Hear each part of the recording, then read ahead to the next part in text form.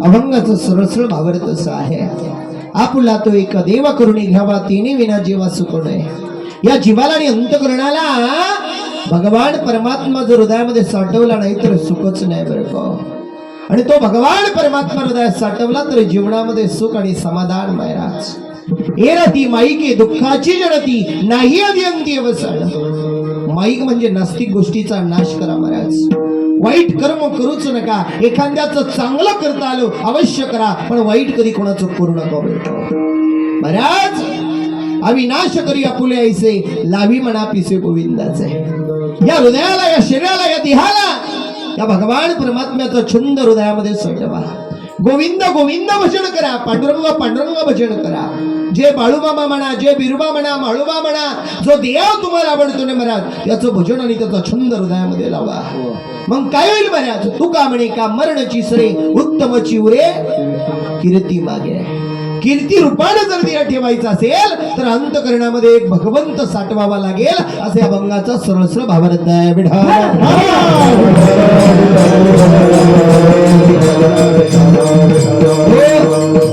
पवित्र अशी भूमी आहे, पवित्र अशी नगरी आहे. आपल्या गावानं, आपल्या पंचकृषीनं बाळूमामाचा भंडारा ठेवलेला आहे. आपण सर्व मंडळी या कार्यक्रमाच्या निमित्तानं आवर्जून उपस्थित आहे महाराज. फक्त एक हात जोडून विनंती आहे, जगाच्या बालकाची, जगाच्या बापाचा उत्सव आपण करतोय. त्या भगवंताच्या दारात आला ना, ज्याच्या पायात चप्पल असेल त्यानं चप्पल काढून बसावं. कारण जिथे कीर्तनाची जागा नारदा तिथे मी उभा.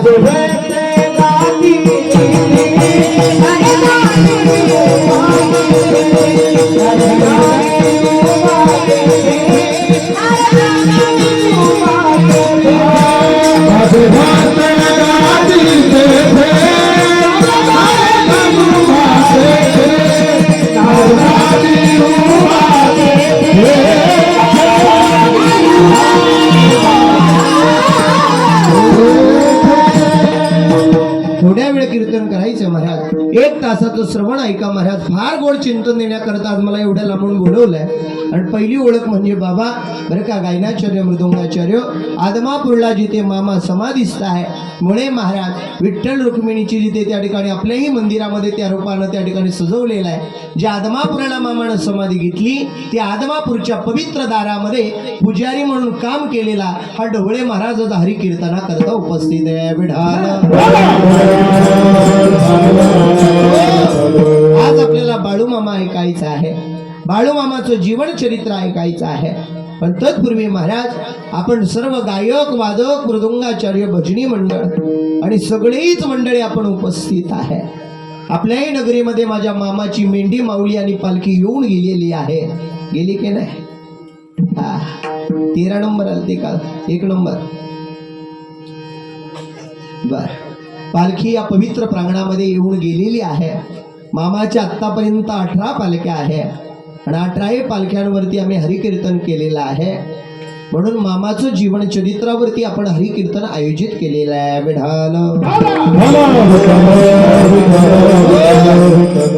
गोड असा भंडारा आहे. आज नाही, काल नाही, 8 दिवसापासून आदमापुरामध्ये अनेक भक्तगणांची मांदियाळी जमलेली आहे. प्रत्येक भक्त चांग भलं चांग भलं म्हणतोय महाराज. चांग भलं चांग भलं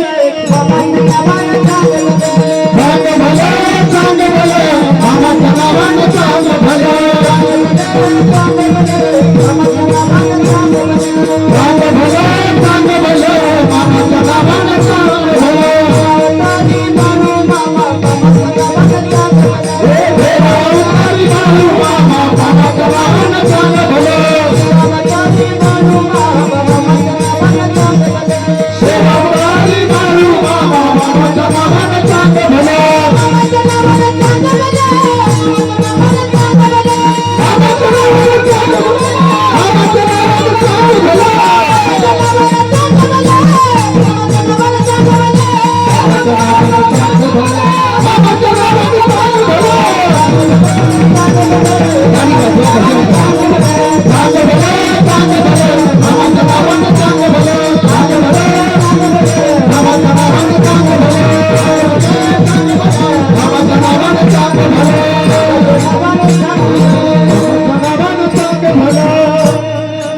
पलीकडे पिवळा भंडारा, पण आदमापुरामध्ये मामाच्या भक्तगणांची मांदियाळी जमलेली आहे.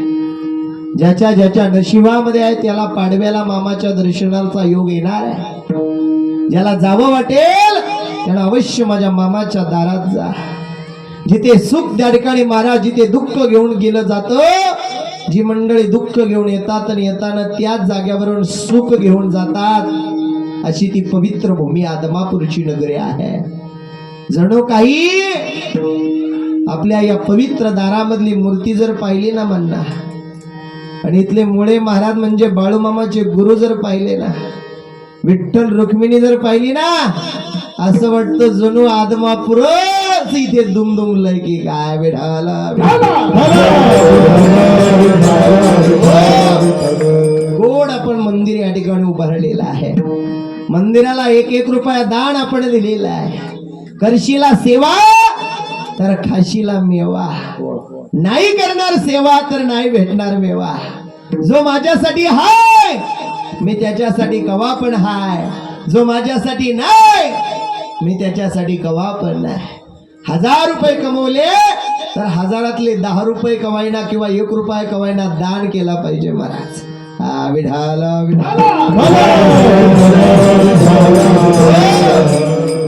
एकादशीचा व्रत आहे आणि एकादशीच्या निमित्तानं आपल्या या 2 गावांमध्ये 2 वाड्या ना, या 2 वाड्यांमध्ये एक पवित्र असं मामाचं मंदिर आहे. आपल्या सर्वांचं सत्वाचा मामा आहे. महाराज एक गोष्ट लक्षात ठेवा, या जगामध्ये साधून 3 प्राण्यांमध्ये देव पाहिले. पहिला देव पैठणच्या नाद बाबानं गाढवात पाहिला बरं का महाराज. भूत दया गाई पशुचे पालन,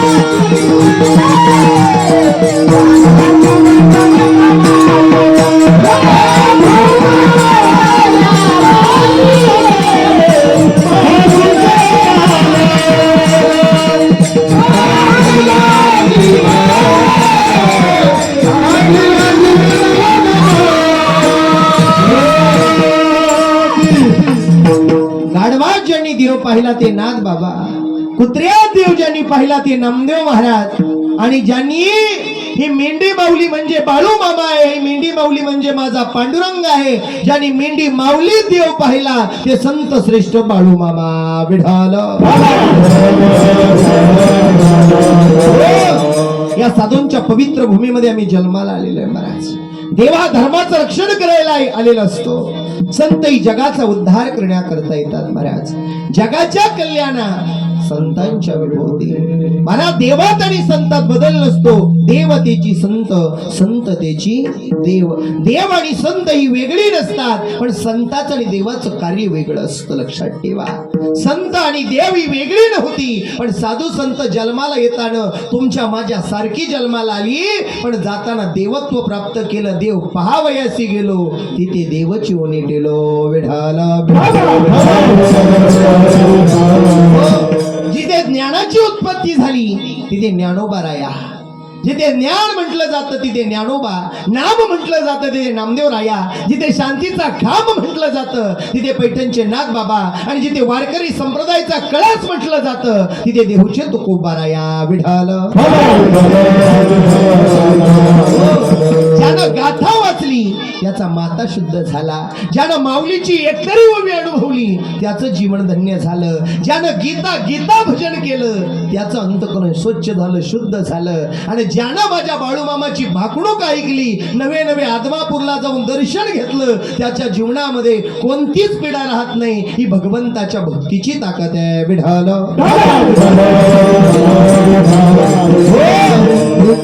महाराज हा भंडारा कोणाच्याही दारात होत नाही. भाग्यवंता घरी भजन पूजन हे तुमचं माझं भाग्याचं लक्षण आहे महाराज. या नगरीमध्ये आपण सर्वजण मिळून मामाचा भंडारा करतो आहे. हा मामा फार सत्वाचं दैवत आहे महाराज. सांगून जाईल तुम्हाला, या जगामध्ये, या विश्वामध्ये, या ब्रह्मांडामध्ये महाराज चांगल्या माणसाला त्रास आहे, वाईटाला त्रास अजिबात नाही महाराज. चांगलं करा, लोक तुम्हाला त्रास देणार आहे.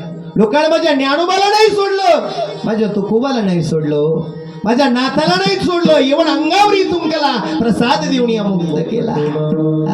माझ्या ज्ञानोबराईच्या जोळीमध्ये पीठ टाकलं, माती टाकली महाराज. पीठ म्हणून माती टाकली, भाकर म्हणून गौऱ्या टाकल्या, ज्ञानोबा रागवले नाही. तुकोबाला भंडारी डोंगरावर जाऊ द्यायचं नाही म्हणून बोराटीच्या काठीनं मारलं, तुकोबा रागवले नाही. माझ्या बाळू मामाला मेंढ्या वळू द्यायच्या नाही म्हणून काही पापी लोकांनी प्रयत्न केला, पण माझे मामा हादरले नाही. संताचा महिमा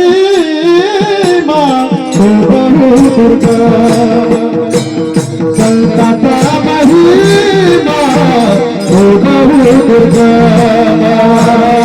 संताचा महिमा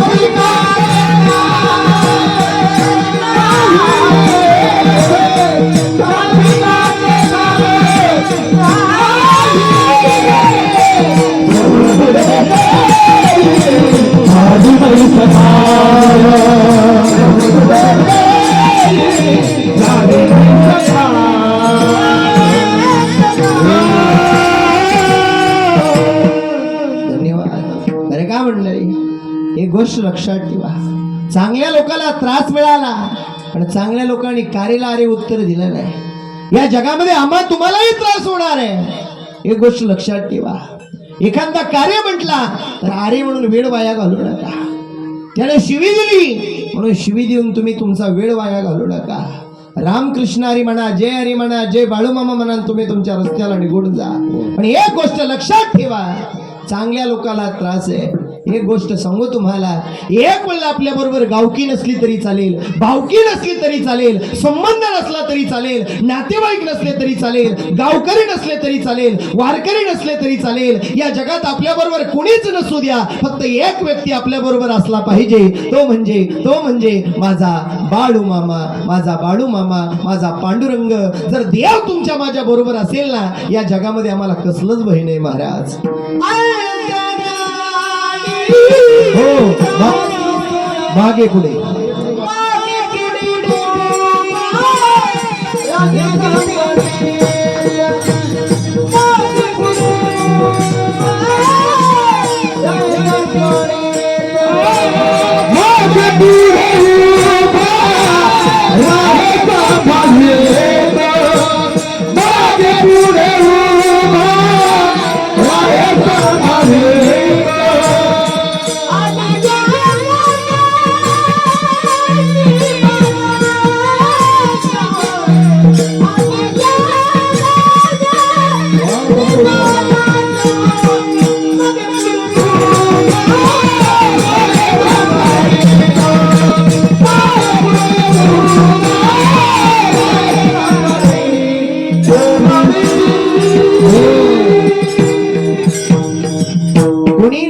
फक्त देव जर बरोबर असेल ना, मागे पुढे उभा राहे सांभाळेल. माझे शब्द तुम्हाला कळतात ना पण दादा?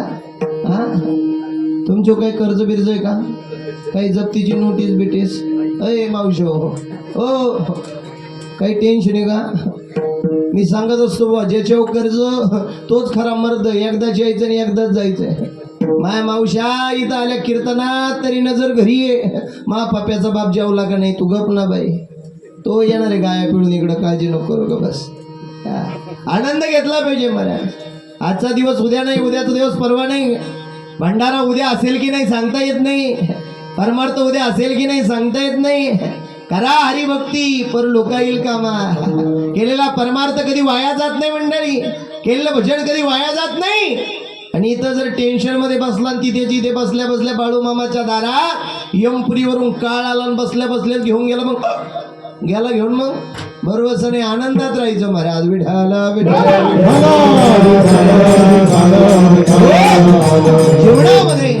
जीवनामध्ये कधी कोणाशी लबाडी करायची नाही. प्रामुख्यानं कीर्तन ऐका महाराज, स्टेप बाय स्टेप न सोडवतो, काळजी करू नका महाराज. जीवनामध्ये कधी कोणाशी लबाडी करायची नाही, कधी कोणाचा दोष करायचा नाही, कधी कोणाचा अपमान करायचा नाही, कधी कोणाचे दिवस बदलतील सांगता येत नाही. तो राजाचा रंकाचा राजा करणारा भगवान माझा बाळू मामा आहे. तो मोठा झाला, पण का झाला? त्याच्यावर कोणाची तरी कृपा झाली म्हणून तो मोठा झाला. संताची कृपा झाल्याशिवाय, देवाची कृपा झाल्याशिवाय माणूस मोठा होत नाही, लक्षात ठेवा महाराज. हा मामा वरती लय वेगाने नेतो आणि खाली लय वेगाने आणतो बरं का. सोपा नाहीये. कोणाची निंदा करायची नाही, कोणाचा अपमान करायचं नाही, कोणाला टाकून बोलायचं नाही. एक हात लोकांकडे, एक बोट लोकांकडे केलं तर 4 बोट आपल्याकडे असतात, लक्षात ठेवायचं. लोकांसाठी खड्डा खणला, त्या खड्ड्यात आधी आपल्याला पडावं लागतं, लक्षात ठेवा. लोकांकडे ही वाणी वाईट हेतून भगवंताने दिलेली नाहीये. अरे या वाणीनं सच्चिदानंद बाबांनी त्या ठिकाणी ज्ञानेश्वरी लिहिली एवढं माहिती आहे, पण याच वाणीनं ज्ञानेश्वरी सांगितली. अरे याच मातींमध्ये त्या ठिकाणी याच वाणीनं गाथा तयार त्या ठिकाणी सांगितली. अरे याच वाणीनं कुरुक्षेत्रावर भगवान श्रीकृष्ण परमात्म्यानं अर्जुनाला गीता सांगितली. आणि याच वाणीनं भगवान बाळू मामानं या जगाला भागणूक सांगितली. विठ्ठल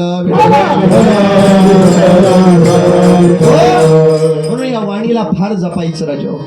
या वाणीतून वाईट मंगळ शब्द कधी येऊ द्यायचे नाही, कधी महाराज, कधीच नाही. आणि जीवनामध्ये गर्व तर अजिबात करायचं नाही.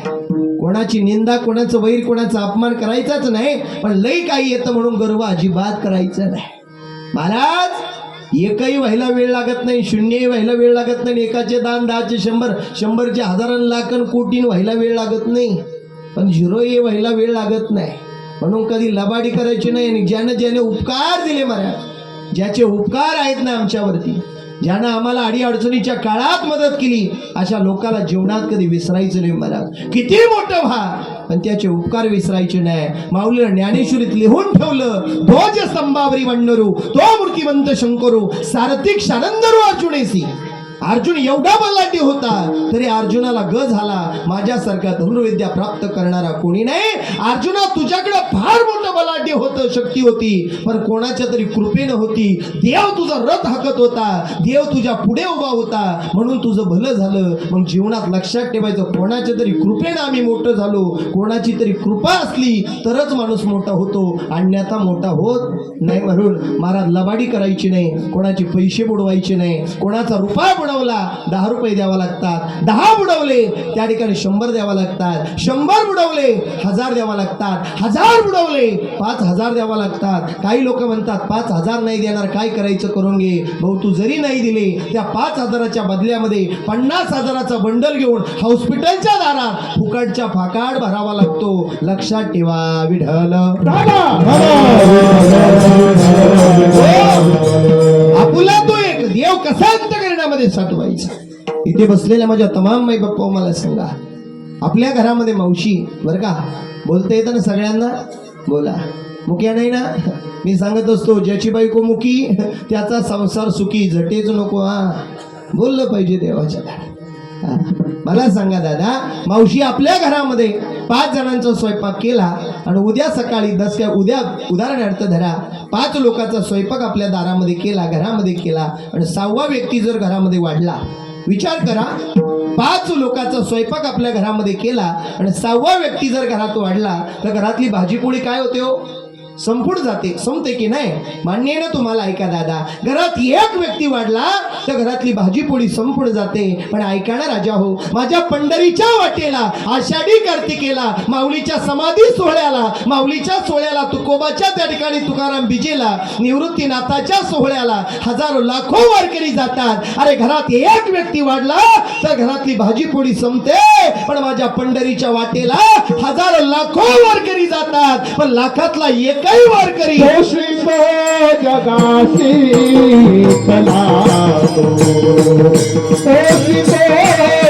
दासी कलातो कोशितो जगती करातो कोशितो जगती करातो हरे नाथनीची कृपाळू देवासी कोशितो जगती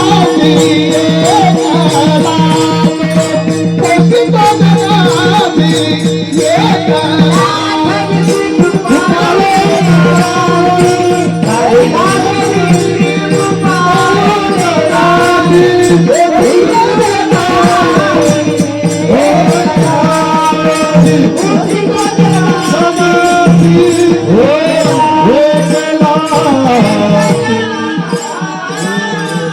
मला सांगा, घरात एक व्यक्ती वाढला तर घरातली भाजी पोळी संपून जाते, पण माझ्या पांडुरंगाच्या वाटेला हजारो लाखो वारकरी जातात, पण लाखातला एकही वारकरी उपाशी राहत नाही. बाबा, ही ताकद जर कोणाची असेल तर ती माझ्या पांडुरंग परमात्म्याची आहे. आंधळ्याचाही आहे, पांगळ्याचाही आहे.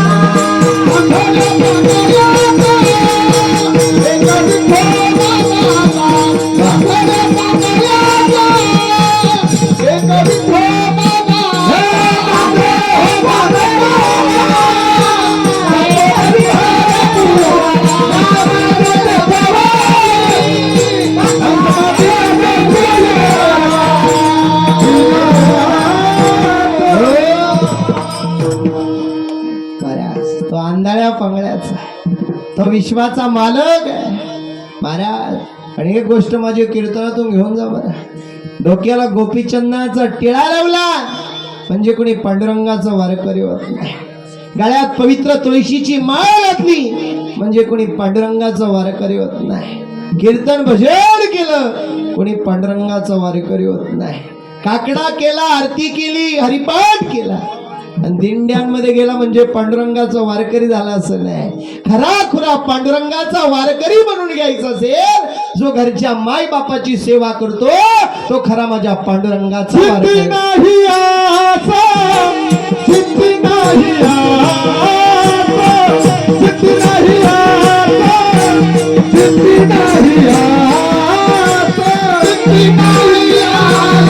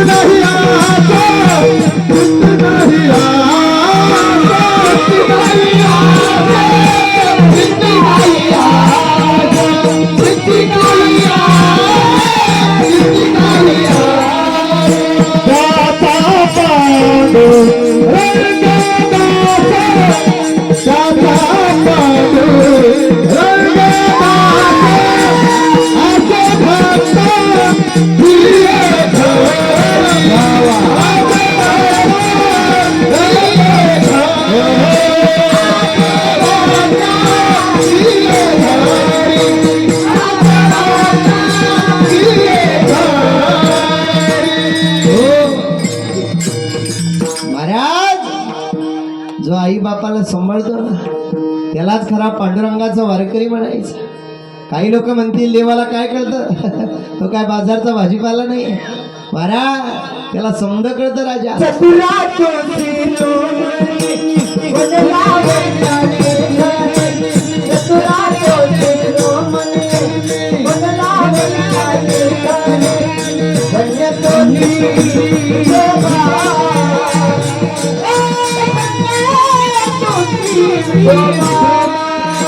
चतुराचे शिरोमणी गुणाला वंदनी खाली चतुराचे शिरोमणी गुणाला वंदनी खाली धन्य होती विठोबा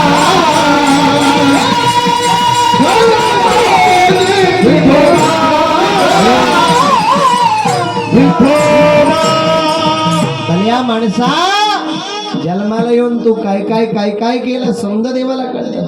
हा त्याच्याकडे वही आणि पेन घेऊन तो बसला राजा. सगळा लिखाण माझ्या मामाकडे आहे, सगळं लिखाण पांडुरंगाकडे आहे. आता मला सांगा महाराज कोणती कोणती वाडी? शिंदेवाडी, दिंडेवाडी आणि चव्हाणवाडी. दिंडेवाडी आणि चव्हाणवाडीकर मंडळी, आता मला एका प्रश्नाचं उत्तर द्या.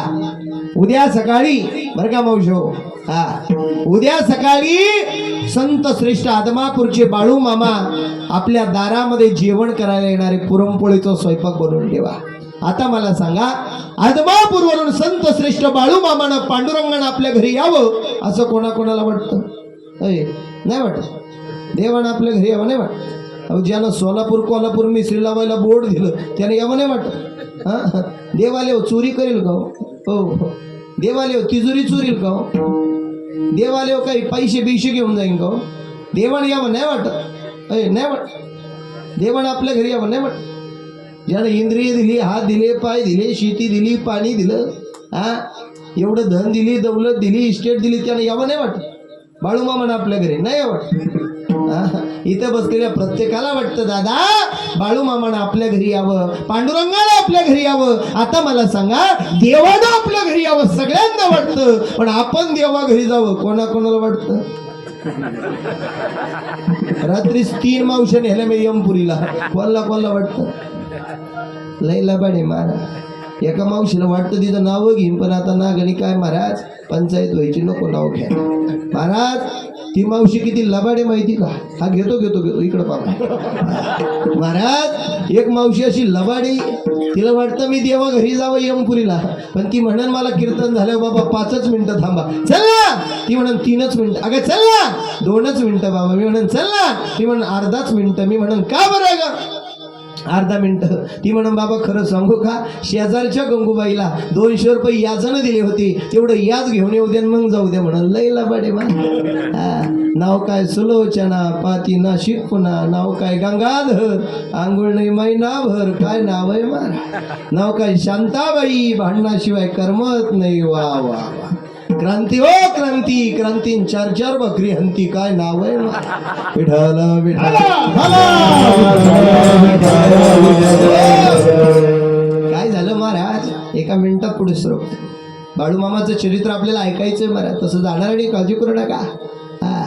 महाराज रात्री यायला थोडा उशीर झाला बाबा. आमच्या साईबाबाच्या नगरीमध्ये कार्यक्रम होता म्हणून थोडा उशीर झाला कीर्तनावरून जायला. 12:30 वाजले. 12:30 वाजता एक नेमच्या काकडी विमानतळावर बाबा, त्या ठिकाणी एक म्हातारी 75 वर्षाची अशी डोक्याचे केस बिस मोकळं सोडेल होते. बाबा बाबा बाबा. ड्रायव्हरला म्हणलं भाऊ आमुष बिमुष होत नाही ना? तो म्हणे नाही बाबा. बाबा बाबा बाबा. अशी डेंजर म्हातारी होती मारा, डोक्याचे केस बिस मोकळं सोडेल. म्हणलो काय ग मावशी कुठे झाली? ती म्हणे मेले आता तुझा आहे म्हणे. म्हणलं बर. म्हणलं कुठं चालली मावशी? ती म्हणे मारायला. कुठं चालली? म्हणे जीव द्यायला. अगं कुठं चालली? म्हणे मारायला. म्हणलो का बरं? म्हणे लय गुडघे दुखा द्या, लय पाय दुखा द्या. कोणी कोणाचं नाही भाऊ, एकदाची जाते. म्हणलो कुठं चालली? म्हणे जीव द्यायला. कुठं चालली? म्हणे मारायला. म्हणलो का ग मावशी? जीव द्यायला चालली. मारायला चालली. किती वाजले माहिती का? म्हणे किती? म्हणलो 12:30. म्हणे मला माहिती आहे. कुठं चालली? म्हणे जीव द्यायला. कुठं चालली? म्हणे मारायला. म्हणलो एवढ्या रात्री 12:30 वाजता जीव द्यायला चालली, मारायला चालली. मावशी तुझ्या हातामध्ये काय का? ती म्हणे कंदील कंदील. म्हणलं कुठं चालली? म्हणे जीव द्यायला. म्हणलं हातात कंदील घेऊन कुठं चालली? ती म्हणे बरं आहे बाबा, इचू काट्याचं भ्याव वाटतो. आता मला सांगा खरंच जीव द्यायला चालली गौरी? सगळं लाबाडाचं जग आहे महाराज. झालं वाकडी तिकडे बाबूळ, तिला वाकडा तिकडा पाला. सकाराम पाटील मिळाला म्हणून तुकाराम पाटील केला, काळच बदलून गेला. बिठाला ऐका आता पुढचं चरित्र महाराज. जगद्गुरु तुकोबराने या मातीमध्ये असा परमार्थ पेरला का तुकोबाराईच्या जीवनामध्ये अनेक प्रसंग आहे. महाराज मिरच्याचा व्यापार करावा, मिठाचा व्यापार करावा, विश्वाच्या मालकानं त्या ठिकाणी महाराज प्राधान्य द्यावं. अरे आवली साहेबांच्या म्हणजे जिजाऊच्या पायामध्ये काटा भरावं. अरे विश्वाच्या मालकानं ब्रह्मांडाच्या चालकानं एका मेंढक्याचं रूप घ्यावं, आणि डोक्यावर फेटा घ्यावं, हातामध्ये काठी घ्यावी, अंगावर घोंगडी पांघरावी, आणि विश्वाच्या मालकानं जगद्गुरु तुकोबाराईच्या पत्नीच्या पायातला काटा काढावं. तुकोबारायाचं पोरग बेशुद्ध पडलं तर विश्वाच्या मालकानं धावून यावं. महाराज तुकोबारायनं जगाच्या मालकाचं भजन करावं, गोविंद गोविंद भजन करावं. दीन रजनी हाची धंदा, गोविंदाचे पोवाडे. पांडुरंगाला गराण करावं. पांडुरंगा अरे एवढं भजन रात्रंदिवस करतो तरी माझ्या आयुष्यातला वेळ वाया घातला. शिंक जांबाळी खोकला, गीतकाची वेळ वाया गेला. आता पटापटा जायचंय, मामाचं चरित्र पाहायचंय, वेळेत जेवायला सोडून द्यायचंय. विढाला विढाला अखंडपणे भगवंताचं भजन जगद्गुरु करू लागले. आणि एक दिवस प्रसंग असा घडला, भंडार डोंगरावर जगद्गुरु तुकोबारायाला काही लोक सांगायला आली, महाराज आमच्या लोहगावला तुमचं कीर्तन घ्यायचं आहे. 13 टाळकरी महाराजांच्या समोर उभे आहे. शिवबा कासर म्हणतोय, महाराज हे लोहगावचे, अहो आपला मृदुंगाचार्य नाही का सोनबा ठाकूर, हा लोहगावचाच ना, द्या कीर्तन लोहगावला. रामेश्वरजी इकडे या आणि त्या सोनबा ठाकूरला उद्या सकाळी लवकर कीर्तनाला बोलून आणा. ही जबाबदारी तुमच्यावर आहे. ठीक आहे. 14वा वारकरी, 14वा टाळकरी मृदुंगाचार्य सोनबा ठाकूर घरी आहे. दुसऱ्या दिवशी जगद्गुरु तुकोबाराय भंडारी डोंगरावर निघाले. महाराज सोनबा ठाकूर आजारानं व्यापलेला आहे, घरी झोपलेला आहे, अंतरुणामध्ये आहे. हा त्या ठिकाणी महाराज रामेश्वरजी गेला, दरवाजावर ताप मारली, सोनबा अरे जगद्गुरूंचं कीर्तन चल ना. महाराज पुतण्या उठला आणि जगद्गुरूंचं कीर्तन म्हटल्यावर रामेश्वराला म्हणतोय, अरे सोनबाला शक्य नाही. सोनबा ठाकूरानं पाहिलं, पांडुरंगाची आण घेतली. नाही येणं शक्य, सांगा माझ्या जगद्गुरूंना, नाही जमणार म्हणावं. आणि क्षणामध्ये महाराज जगद्गुरु तुकोबाराया कीर्तनामध्ये त्या ठिकाणी येणार. तेवढ्यामध्ये हा सोनबा ठाकूर अंतरुणात झोपलेला आहे. आणि रामेश्वर भटजी पळत सुटला जगद्गुरूंना सांगायला, महाराज येणं शक्य नाही म्हणावं सोनबाचं. आता कोणाला बोलवायचं मृदुंगावर थाप मारायला? ऐका बरं, पांडुरंगाची मनापासून भक्ती केली ना, मनापासून भजन केलं ना, अरे हाके सरशी उडी मारतो ना, तो माझा पांडुरंग आहे. बरं महाराज सोनबा आला नाही, रामेश्वर त्या गेटवरती आला. आणि तेवढ्यामध्ये जगद्गुरु नारदाच्या गादीवर आणि उजव्या बाजूला माझ्या जगद्गुरूंच्या कीर्तनाला सोनबा ठाकूर मृदुंग वाजवायला होता. खरा सोनबा ठाकूर घरीच अंतरुणात झोपला होता, पण जगद्गुरूंच्या कीर्तनाला जो सोनबा ठाकूर आला होता ना, तो सोनबा ठाकूर नव्हता, माझा पंढरीचा पांडुरंग सोनबा ठाकूराच्या रूपाने येऊन जगद्गुरूंचं कीर्तन वाजून गेला होता. महाराज काय परमार्थ असेल, काय महाराज भक्ती असेल, अशा जगद्गुरूंच्या कीर्तनाला देवानं यावं, विश्वाच्या मालकानं यावं. ते जगद्गुरू म्हणतात, बाबा मी माझ्या जीवनात पंढरीचा पांडुरंग साठवला, तसा तुमचंही जीवन धन्य करायचं असेल तर तुम्ही जो देव तुम्हाला आवडतो त्याचं भजन करा. अभंगाचं पहिलं चरण.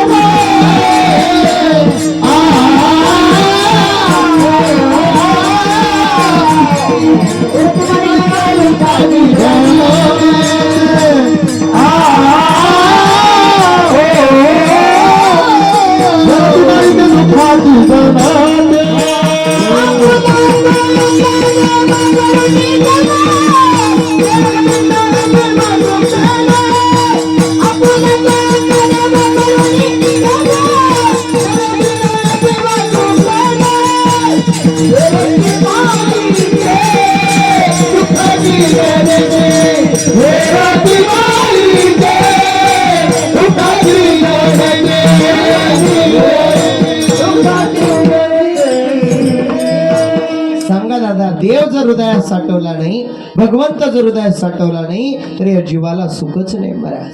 समाधान मिळून घ्यायचं असेल, सुख मिळून घ्यायचं असेल, तर जो देव तुम्हाला आवडतो ना त्याचं भजन करा. तुम्हाला बाळूमामा आवडतो, मनापासून भजन करा.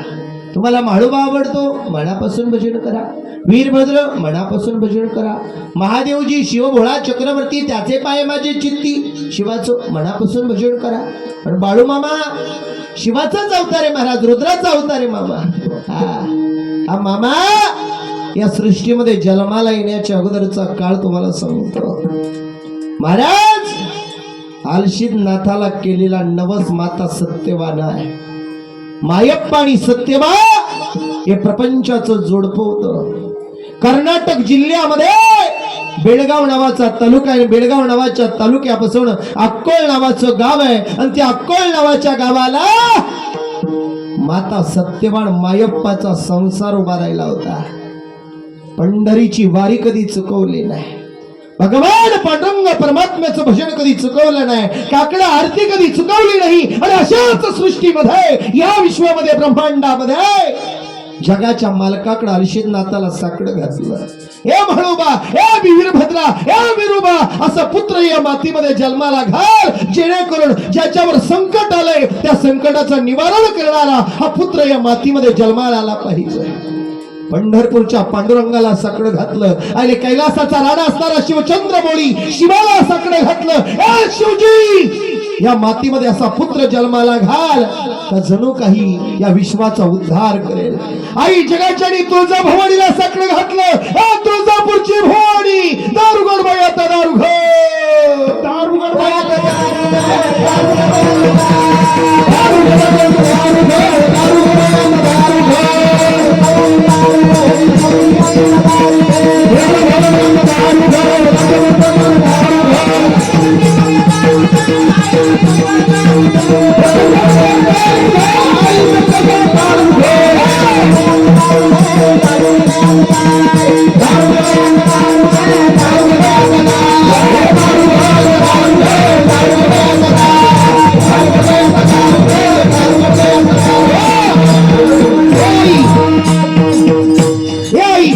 तुळजापूरची भवानी, बहरगडची रेणुका, सप्तशृंगी निवासिनी, दारुगड बयाता दारुगड. अखेर सूर्यास्ताची अनेक किरणे महाराष्ट्राच्या मातीमध्ये येऊ लागली. चिवचिवणाऱ्या चिमण्यांचा आवाज होऊ लागला. ढोल ताशांचा आवाज कराडला.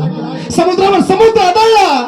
भगवान शिवामध्ये, पार्वतीमध्ये, माता सत्या ठिकाणी महाराज सती मातेमध्ये चर्चा व्हायला लागली. विष्णू ब्रह्म एकवटले गेले. अरे मुख्य प्राण्यांकरता पावसानं मेघराजा बरसू लागला. अरे ढोल ताशांचा आवाज कळडला. समुद्रावर समुद्र आदळू लागला. चिमण पिल्यांचा आवाज यायला लागला. नाही, या महाराष्ट्राच्या मातीमध्ये माता सत्यवान पोटामध्ये गर्भ असणाऱ्या त्या गर्भाला म्हणावं, हे बाळा, अरे मुलगास की मुलगी माहित नाही, पण मी पांडुरंगाची केलेली भक्ती कधी वाया जाणार नाही. पोटात जर गर्भ असेल आणि रामायण वाचलं तर फार मोठं त्या ठिकाणी महाराज ते शूरवीर पोरग जन्माला येत असतं. महाराज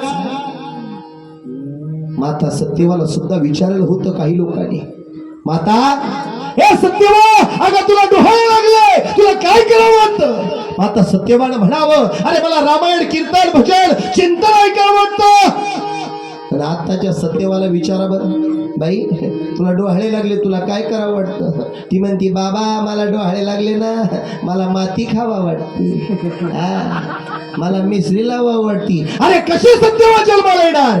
आणि याच महाराष्ट्राच्या मातीमध्ये, अरे बेळगाव जिल्ह्यामध्ये, कर्नाटक तालुक्यामध्ये, कर्नाटक जिल्ह्यामध्ये बेळगाव नावाचा तालुका आणि बेळगाव तालुक्यामध्ये छोटस अक्कोळ नावाचं गाव 1892 काळी दुपारी 4 वाजून 23 मिनिटाला या महाराष्ट्राच्या मातीमध्ये एक बाळ जन्माला आलं. त्याचं नाव आहे बाळू मामा. मामाच्या नावानं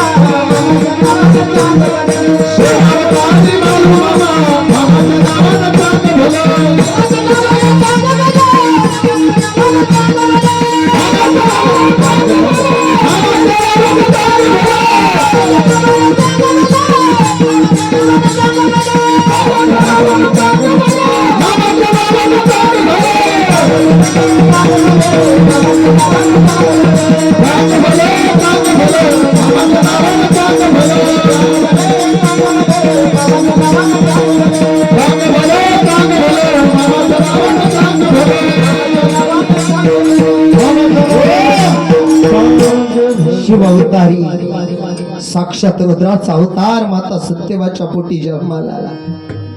पशु पक्ष्यांची गर्दी झाली, मुख्या प्राण्यांना पाऊस आला, आनंदी आनंद झाला. बारीचा दिवस उजेडला. माता सत्यवा अर्थात तिचं नाव सुंदराबाई होतं. सत्यवा लाडानं म्हटलं जायचं. माता सत्यवानं बाळाला हाताशी घेतलं. बाळाचं नाव बाळप्पा असं ठेवण्यात आलं. कोणी लाडानं बाळू म्हणायचं, कोणी बाळप्पा म्हणायचं. बाळू मामा लहानाचे मोठे व्हायला लागले. ऐका बरं, मामाचं चरित्र सांगतो, ऐका मंडळी. मामा लहानाचे मोठे व्हायला लागले. मामा आता वर्षाचे झाले होते. मामा 2 वर्षाचे झाले होते. मामा 3 वर्षाचे झाले होते. मामा 4 वर्षाचे होऊ लागले होते. मामा 5 वर्षाचे झाले. पण मामा कधी कोणाच्या आद्यात नाही मध्यात नाही एकटी बसायचे. मामा जर पोरांबरोबर खेळायला गेले तर मामा कोण्या बेडवर बसत नव्हते. मामा कोण्या बाजावर बसत नव्हते. अरे माझा बाळू धनगर, अरे माझा बाळू मामा. बसायची कशावर? काटेरी फासावर. खायचं काय? कान्याचा प्रसाद मामाला लय आवडायचं बरं. मामा बाबळीचा पाला तोडायचे, तोंडात टाकायचे. असं करता करता मामा लहानाचे मोठे होऊ लागले. आता बाळू एकटा राहतो, शांतपणे विचार करत बसतो. म्हणून बाळू मामाला कुठेतरी कामाला पाठवलं पाहिजे. म्हणून बाळू मामाचं त्या ठिकाणी महाराज पिशवी भरली, गाठोड भरलं आणि चंदूलाल नावाच्या पाटलाकडं बाळू मामाला सेवेकरता पाठवण्यात येणार होतं.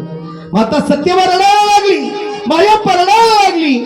माझ्या बाळूला नका पाठवू कामाला. हात धरला, चंदूलाल पाटलाच्या दारात आणलं गेलं. चंदूलाल काका, माझ्या बाळूला कामाला घेता का? अगं आई सत्यवा, हे सत्यवा, अगं 15 दिवस झाले माझ्या गोठ्यात गायी चारा खात नाही. त्या गायीनं ऋषी मुनी तपी सगळ्यांना बोलवलं, पण कोणाच्या हातानं चारा नाही खाला. बाळू मामा पाठीमागून गेले महाराज. हातात चारा घेतला. 15 दिवस खाणारी न खाणारी चारा गाई 15 दिवस झाले चारा नाही खाला. बाळू मामानं फक्त चारा पुढे केला. तर 15 दिवस उपाशी असणाऱ्या गाईनं, जिच्या पोटात 33 कोटी देव होते, त्या गाईनं बाळू मामाच्या हातानं चारा खाला. जणू काही दैव शक्ती पुरुष म्हणजे बाळू मामा होते. बेटाला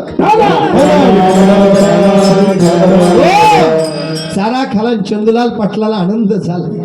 चंदूलाल पाटलाने या बाळू मामाला उचलून घेतलं. ठीक आहे, सेवेकरता ठेवतो म्हणे. आणि बाळू मामाच्या आईनं बाळू मामाला 2 फेटे, अंगावर धोतार बंडी दिली महाराज. आणि डोक्याला गोपीचंदाचा टिळा दिला. डोक्याला गोपीचंदाचा मामाने टिळा लावला. डोक्याला त्या ठिकाणी महाराज गुलाबी फेटा बांधला. गळ्यात पवित्र त्या ठिकाणी रुद्राक्षाची तुळशीची माळ. जणू काही महाराज हातामध्ये काठी, पायामध्ये कड, कोल्हापुरी चप्पल घेतली, डोक्याला भांडारा लावला आणि मामाच्या हातात चंदूलाल पाटलाची पांढरी मेंढर घेऊन मामा पुण्याच्या रानात निघाले. पुण्याच्या रानात काय बाई दिसली पांढर, दिसली पांढर, बाळू मामाची मेंढर, दिसली पांढर, बाळू मामाची मेंढर.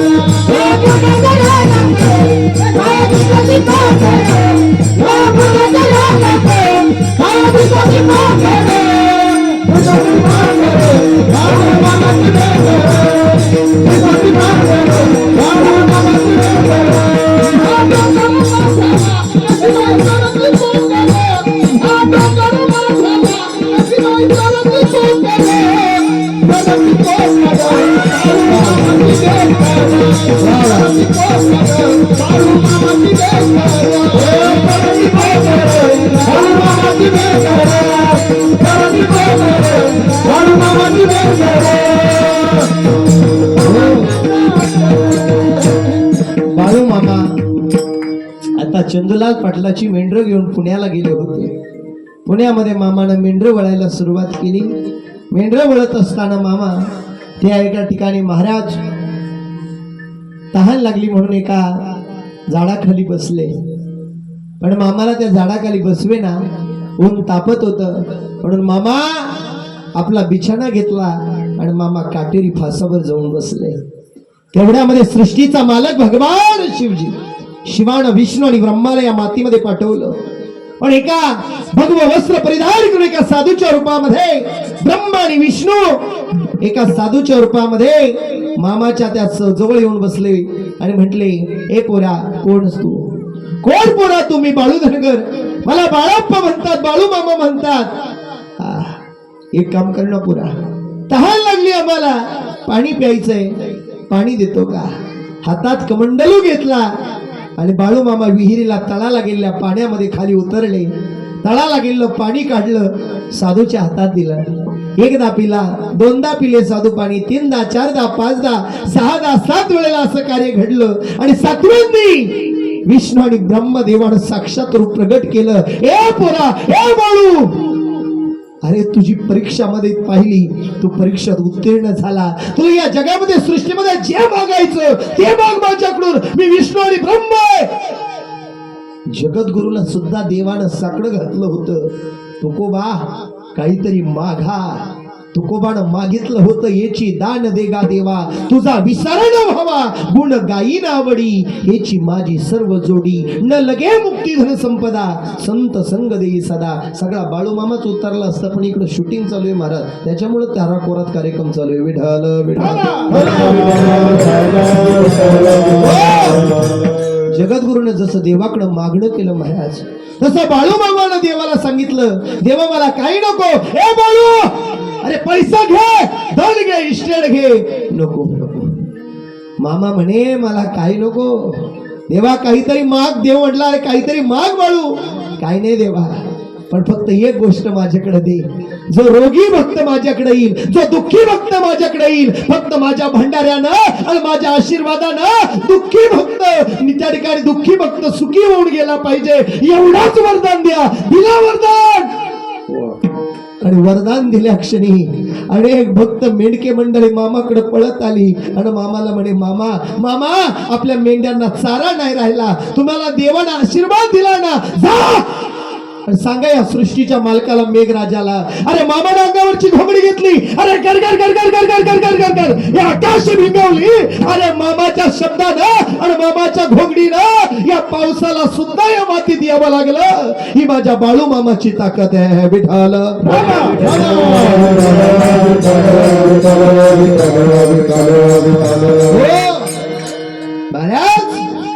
पाऊस सुद्धा पडायला लागला आणि मामानं पुण्याच्या रानामधून मेंढर हुसकली. रस्त्यानं घरी येत असताना मामाच्या जीवनामध्ये एक वाईट प्रसंग घडला. एक नाविन्यवती स्त्री रस्त्यानं जात होती आणि मामाची मेंढके मामा आणि मामा मेंढके घेऊन मेंढ्या घेऊन निघाले होते. नकळत मामाची नजर त्या स्त्रीकडे गेली. चुकून स्त्रीकडे नजर गेली. बाळूमामानं 2 मिनिटं मेंढ्या थांबवल्या. रिंगण आखलं, काठीनं रिंगण आखलं आणि बाळूमामानं मनात विचार केला, ए बाळू धनगरा, अरे लोक तुला देव मानतात. देव, तू जगाचा मालक आहे, तू विश्वाचा मालक आहे, अरे गोरगरिबाचा देव असतो.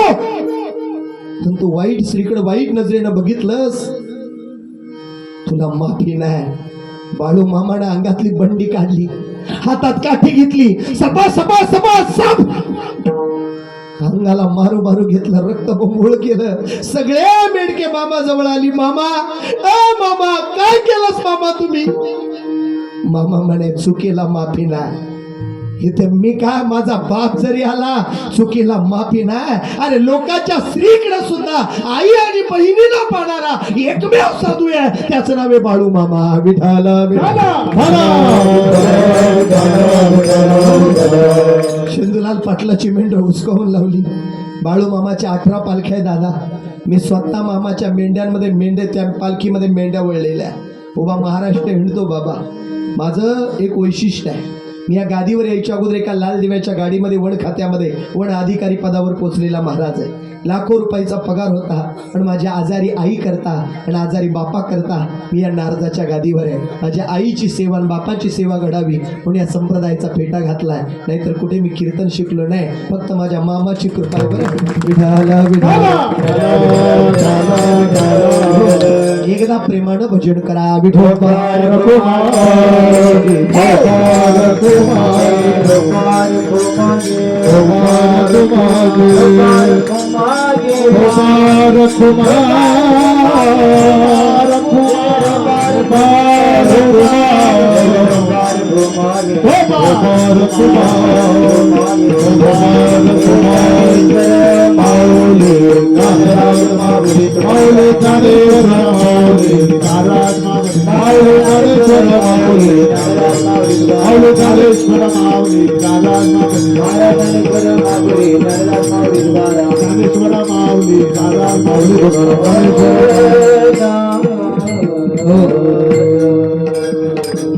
वेळेस सोडतो, काळजी करू नका महाराज. पण आजचं कीर्तन उद्या सकाळी प्रत्येक मावशी म्हटली पाहिजे, बस मामा ऐकायला, पण ढवळे महाराजाकडूनच. अजून लई मामाचं चरित्र पुढे, पण ऐका मला 10-5 मिनिटात आवरून घेतो. महाराज, हा बाळू मामा घरी आला, आईच्या पायावर डोकं टेकवलं आणि आईला सांगितलं, माय माझ्याकडून अशी अशी घटना घडली, या मामाला आता इथे राहणं शक्य नाही. मामा चालला म्हणे जंगलामध्ये. अरे बाळू, असं करू नकोस राजा. बाळू मामा पुढे निघाला. जात असताना बाळू मामाची मेंढर कुठून जन्माला आली ऐका दादा. आपण बाळू मामाची मेंढी पाहिली असेल. किती मोठं त्या ठिकाणी एखादं संकट असू द्या, मूलबाळ होत नसू द्या, किती मोठं दुःख जीवनात असू द्या, बाळू मामाच्या तळावर जा, मामाच्या कण्याचा प्रसाद खा, मामाच्या भांडाऱ्याला जा, मामाच्या दारात जर गेला आणि महाराज खणा नारळाची ओटी, पिसातली ओटी माझ्या बाळू मामाच्या मेंढी माऊलीच्या गळ्यात जर बांधली आणि जीवनातलं दुःख मामाला सांगितलं, तर दुःखाचं निवारण करून सुख देणारा माझा संत श्रेष्ठ बाळू मामा आहे. विठाल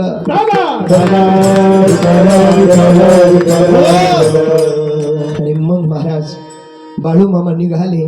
आईला म्हटलं, आई परत येईल. जंगलात गेले. जो मामाचा त्या ठिकाणी महाराज शिवाच्या गळ्यातला जो सर्प आहे, तो सर्प मामा काटेरी फासावर झोपले. काटेरी फासातून तो सर्प मामाच्या अंगावर लोटांगण घालू लागला. महाराज, पशु पक्ष्यांचा किलबिल किलबिल आवाज करणारे सगळे पशु पक्षी त्या मामाच्या दारात जंगलामध्ये येऊन मामाच्या जवळ उभे राहिली. महाराज, आणि त्या क्षणाला संत बाळू मामाला जाग आली. तर मामा एका शेताच्या कडेला त्या ठिकाणी 2 भावांची भांडणं सुरू होती. त्या 2 भावांच्या भांडणांमध्ये जाऊन उभे राहिले. का राजा भांडताय, का भांडताय? हा म्हणायचा त्या ठिकाणी ही जागा माझी आहे, तो म्हणायचा माझी आहे. आणि त्यांचा बाप म्हणायचा, पोरांनो जागा दोघांनाही सारखी घ्या, पण ज्या शेतात मध्यभागी वारुळ आहे ते वारुळ तुम्ही फोडू नका. वारूळ तुम्ही फोडू नका. पण या दोनही पोरांनी भांडणामध्ये ऐकलं नाही आणि महाराज बैलाचा नांगर त्या वारुळावरून चालला गेला. वावरातलं वारुळ त्या क्षणी दुभागलं गेलं आणि त्या वारुळामधून एक छोटीश मेंढी माऊलीचं पिल्लू जन्माला आलं. जणू काही पिल्लू नाही, साक्षात बाळू मामाचाच अवतार मेंढी माऊलीच्या रूपानं प्रगट झाला. बोला बोला बाळू मामाच्या नावानं, बाळू मामाच्या मेंढी माऊलीच्या नावानं. अरे मग महाराज मेंढी माऊलीला उचललं. मामा घरी आले. आईला सांगितलं, आई मला साक्षात ही मेंढी माऊली सापडली. या जगामध्ये शिवजींचा अवतार कोणी आईपासून नाही, कोणी बापापासून नाही. सृष्टीमध्ये शिवजीचा अवतार जसा महाराज साक्षात प्रगट झालेला आहे, तसा बाळू मामाची मेंढी ही जरी कोणी विचारलं कुठून जन्माला आली, तर बाळू मामाची मेंढी ही एका वारुळातून जन्माला आलेली, लक्षात ठेवा. मग बाळू मामानं त्या मेंढीचा सांभाळ केला. मामाला लग्न करायचं नव्हतं, पण मामाच्या वडिलांनं त्या ठिकाणी महाराज बळजबरी केली आणि मामाचं लग्न लावलं गेलं. मामाचं लग्न लागल्यानंतर महाराज मामानं त्या ठिकाणी संसारामध्ये लक्ष द्यायचं कमी केलं होतं. परंतु संसार आता उभा राहिलाय, संसार अर्ध्यावर सोडून जाता येत नाही, म्हणून मामा संसाराशी मग्न झाले. मामाची मेंढी एकची दोन, दोनाच्या चार अशा मेंढ्या होऊ लागल्या. काही लोकांचा असा भ्रम आहे बाबा, बाळू मामाच्या 18 मेंढ्या माऊल्याच्या पालख्या झाल्या. मग त्या पालख्यामध्ये त्या मेंढ्या, काही जण म्हणतात मेंढीची गाडी ती ट्रस्टची, ती पालख्यामधून त्या ठिकाणी पेंड्या घेऊन जात्या. पण त्या मेंढ्या कशा त्या ठिकाणी महाराज पुढे कापाय वगैरे नेल्या जात नाही. त्या मेंढ्या ते कोकरं नेली जातात पुढच्या ठिकाणी. महाराज पुढच्या ठिकाणी दुसरा त्या ठिकाणी महाराज पालखी तयार होते मोठा त्या ठिकाणी महाराज. परत एकदा जशी आपण एक पालखी पाहतो, 2 पालख्या, 3 पालख्या, अशा आत्तापर्यंत मामाच्या महाराज 18 पालख्या तयार झालेल्या आहे. आणि त्या पालख्या तयार झाल्या की महाराज अनेक भक्तगणांच्या दारामध्ये त्या येत असतात. अनेकांच्या दारामध्ये आला का त्यांचं जीवन धन्य होत असतं. म्हणून मामाची पालखी जर आपल्या दारात कधी आली, ऐका महाराज, आपण भाग्यवान असो.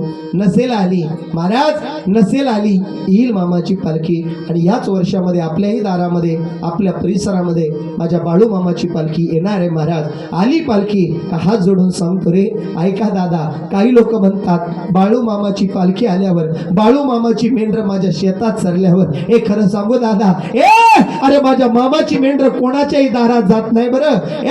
एखादा भिकारी रस्त्यानं चालला, तहल्लेला असेल पाणी द्या, भुकेला असेल भाकर द्या. अरे वारकरी तहल्लेला असेल पाणी द्या, भुकेला असेल भाकर द्या.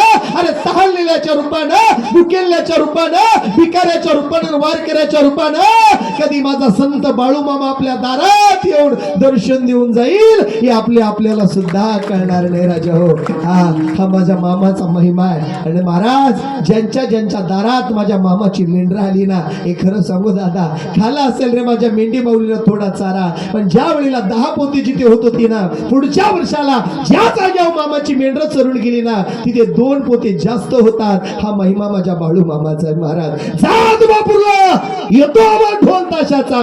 आज सुद्धा